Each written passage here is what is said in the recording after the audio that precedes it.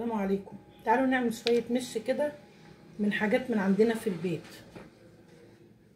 نشوف المكونات الأول. ده ملح، ده نص كيلو لبن، مش باين، ده نص كيلو لبن، نص كيلو لبن. ده ملح، ده طحينة 4 معالق طحينة، ده سوداني حمصته وطحنته في الكبة. دي شطة هريسة انا عاملاها على القناة موجودة. دي زبدة بلدي. دي جبن كانت مركونة عندي، ده مش كان مركون عندي محدش كان بياكل منه، فانا قلت اعمله قلت اعمله كله، احط كله على بعضه واجدده من جديد لانه مش حامي واحنا بنحب الحامي، قلت اجدده من جديد. ودي الجبن اللي انا يعني كانت عندي، جبنه تلاجة على جبنه قريش على كده، يعني حاجات كده، جبنه تلاجة على جبنه قريش على كده. وهنا فلفل مطحون على فلفل مقطع حامي طبعا. دي زبده واللبن اللهم صل على النبي، السوداني والطحينه والملح. اول حاجه نروح على البوتاجاز، احط في صينيه مولعه عليها اهي، احط عليها السمنه.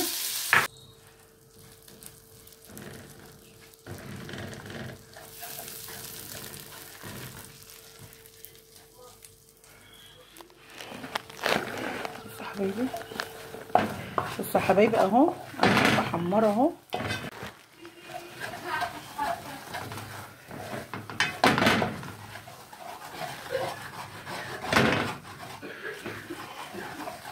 اديني لون بني، لون المش بالظبط كده، لون المش. احط عليه ايه بقى؟ احط عليه اللبن،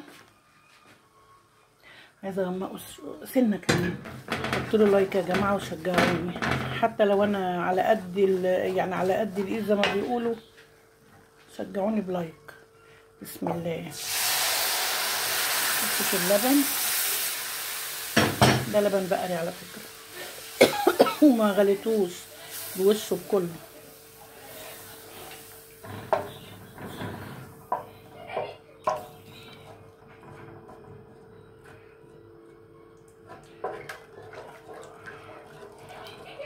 احط بقى المكونات حاجه حاجه كده. احط الحامي ده،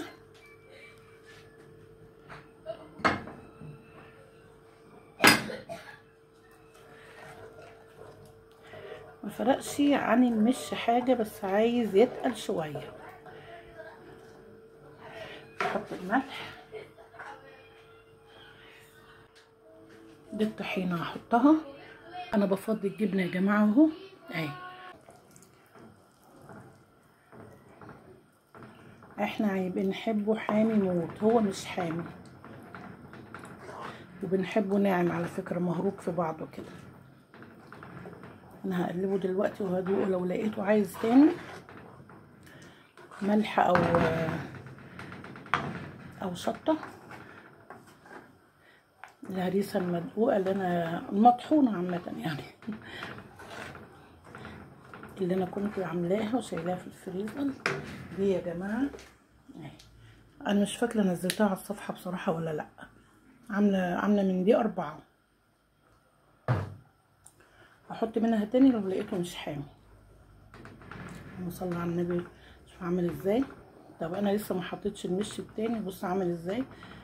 حطيت المش التاني بقى، يبقى ايه، اعلي السنه عشان يغلي. انا حطيت يا جماعه اهو،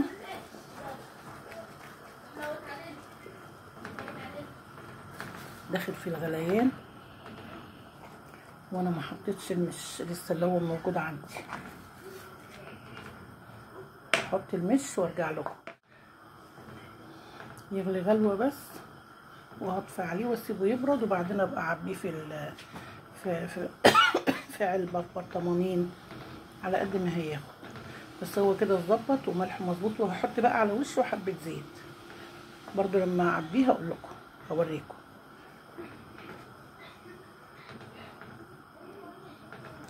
يا جماعه انا بتعامل بطريقتي بطبيعتي قصدي، يعني بصوا حتى ما بعرفش اجمع الكلام كده على طول، بتعامل بطبيعتي يعني ما حدش ينتقدني. يعني انا برضو ايه يعني اول مره افتح قناه واول مره اتكلم، فما اعذروني يعني. معاكم باذن الله بقى احسن باذن الله. حبايبي حطوا لي لايك بقى كده، شجعوني عشان اي فكره تجيني هعملها لكم ان شاء الله. وبالنسبه للليمون، اختي سالتني عليه على القناه، الليمون المخلل هو ليه كذا طريقه. انا طريقتي اللي بحب اعمل بيها على طول ميه وملح وميه وملح بس ودقه حمراء.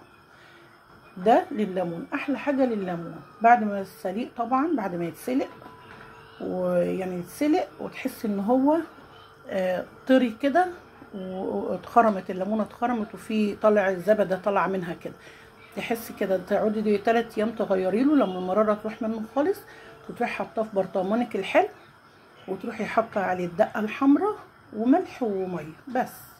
احلى من كده مفيش. انما العصفر والحاجات دي ليها طريقه تانية انا عارفاها برضو، بقولها ان شاء الله لو حد عايز يعرفها. انتوا طبعا عارفين كل حاجه اكتر مني واحسن مني، وانتوا ستات بيوت محترمات، وربنا يبارك لي فيكم. خلاص انا هطفي عليه يغلي غلوه بس وهطفي عليه، وبعد كده لما اجي افضيه يبرد واجي افضيه هوريهم لكم. بصوا يا جماعه المش اهو برد. بصوا حبايبي هو جميل جدا. هنحطه في التلاجة، هنفضيه ونحطه في التلاجة. هنفضيه في العلبة معاكم دلوقتي، خليكم معايا. العلبة اهي نفضيه فيها. بسم الله اللهم صل على النبي. عامل علبة مليانة اهي.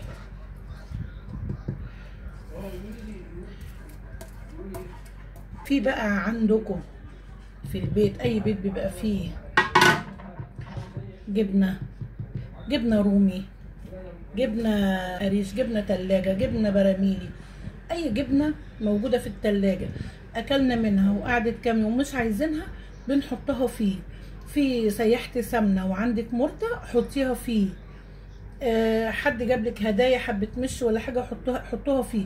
وعلى فكره المش ده اللي انا زودته بيه، انا كنت عاملاه قبل كده عندي من غير قناه ولا حاجه، كنت عاملاه وكان عندي في التلاجة بس ما كانش حامي، وانا كنت شايلاه علشان اوضبه واجدده من تاني، وكده انا جددته. ولو في طحينه عندك، لما بنجيب الطحينه في اخر البرطمان او في اخر العلبه بيبقى فيها 2-3 تخان كده بيبقوا مركزين تحت، طلعيهم وحلليهم بحبه ميه سخنه ندعه كده وكبيهم فيه، او حبه لبن وكبيهم فيه. هتبصي تلاقيه مش هيخلص من عندك خالص، هيفضل طول السنه. عندك قرن فلفل احمر حامي، انا لو عندي تاني على فكره كنت حطيت حامي، حطيه بس بعيده عنه الثوم وبعيده عنه الفلفل الاخضر والحاجات دي كلها، بعدها عنه. في شطه حاميه عندك حطي لو بتحبيه حامي. على فكره انا حطيت الشطه دي كلها وحامي بسيط. انا بقى لما اجيب شطه من العطار حاميه او قرون كده او مطحونه هو هحطها عليه. دي حاجه كويسه جدا في البيت جنب الفول والطعميه الصبح. يعني جبتي فول وطعميه وحمرتي بطاطس وعملتي فطار، هتحطيه جنبها جميل جدا. لو عندك طحينه حطي على الطبق اللي هتاكلي منه معلقه طحينه، حلو جدا جدا. وحاجه في البيت، والحاجات دي خير في البيت وبركه. بس انا مش هحط بقى عليه زيت دلوقتي علشان الزيت عندي خلص اهو. الزيت خلص. بكره ان شاء الله هجيب الزيت وابقى احط عليه واخليه. هحطه دلوقتي هو برد خلاص خالص، هحطه في التلاجة دلوقتي. بس اقول لكم حاجه بقى، انا هتعشى منه على فكره، هتعشى منه هقلي طعميه وهتعشى منه. اشوف وشكم بخير الفيديو الجاي ان شاء الله.